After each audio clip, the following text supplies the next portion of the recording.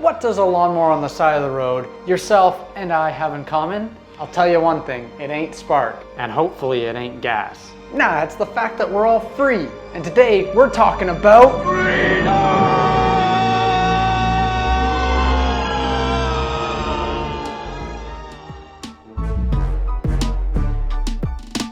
Welcome to The Basics. I'm your basic tech guy and political Neanderthal, Daniel. And in this show, we'll learn about what makes this country great and not so great. So, freedom, what is it? Well, I can tell you one thing. For that lawnmower, that freedom is probably short-lived. It was probably picked up by a hoarder, stuffed in the back of his garage, never to see the light of day again.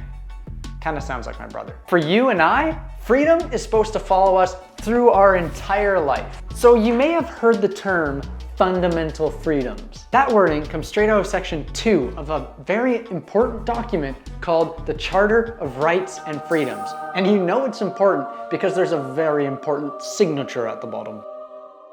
Fundamental freedoms are described as fundamental because they are foundational to a free and democratic society like North Korea. Let's get one thing straight.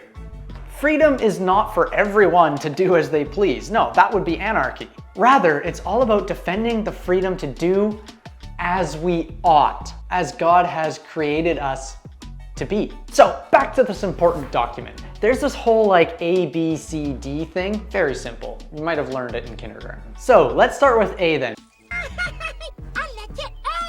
Which is the freedom of conscience and religion. This protects one's personal beliefs, their perception of themselves, humankind, nature, and an understanding of a higher order of being. When we're talking about freedom of conscience, think about it as a broad term, like being allowed to have your own moral compass. Freedom of religion narrows down a little bit. It's all about being able to live out your religious beliefs. Remember, freedoms are to do as we ought. That means when we're advocating for things such as freedom of religion, we aren't advocating for freedom to do as some religions have done in the past and continue to do, which is crimes against humanity.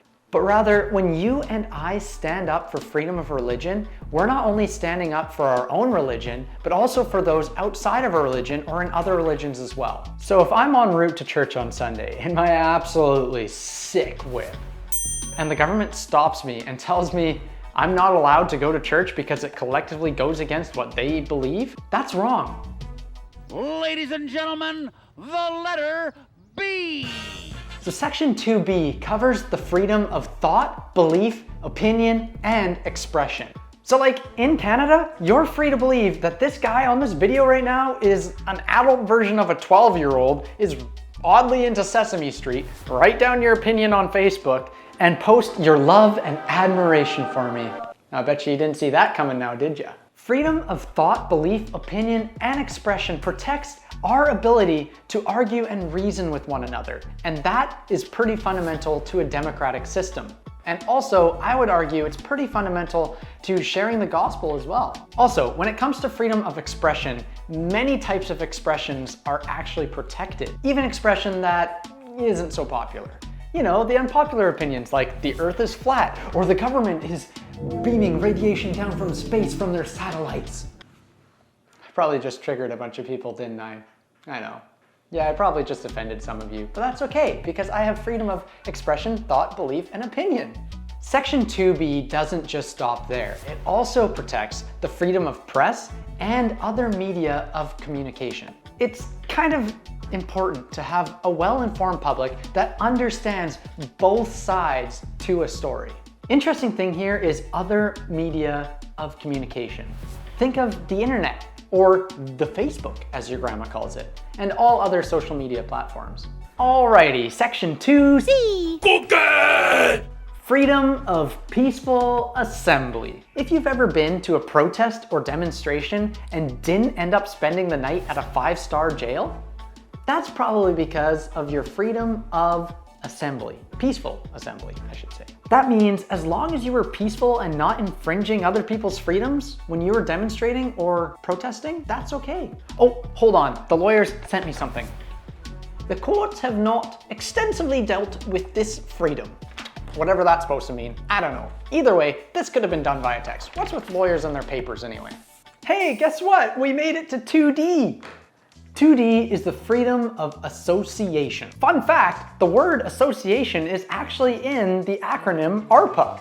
God created humans to be industrious and creative, meaning we all need to get together and push towards a common goal. When we're talking freedom of association, think of like political parties or charities, or how about unions? Here's a neat little tidbit.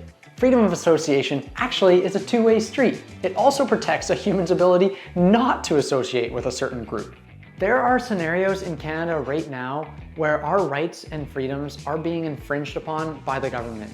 And if they're not being infringed upon, they're at serious threat of being infringed upon. But that's a video for another day entirely. For now, you can head on over to arpacanada.ca/freedom to learn more about the subject. And with that, I'm sorry, but I'm just gonna have to leave you on a low note. See ya.